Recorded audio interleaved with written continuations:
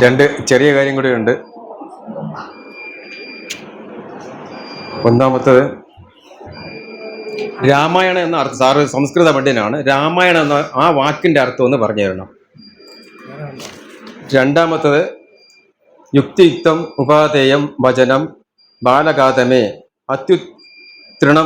തൃണനിത്യാചര്യം അത്യുക്തം പത്മ ജന്മന സാക്ഷാൽ. ഇതിൻ്റെ രണ്ടിൻ്റെയും സംസ്കൃതം അതാണ്. ഇതിൻ്റെ അർത്ഥം എന്ന് പറഞ്ഞാണ്.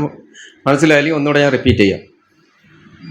രാമായണത്തിന് വളരെ പിൽക്കാലത്ത് പലതരം അർത്ഥങ്ങളും കൊടുക്കുന്നുണ്ട്. രാമസ്യ അയനം എന്ന് പറയുന്നുണ്ട്.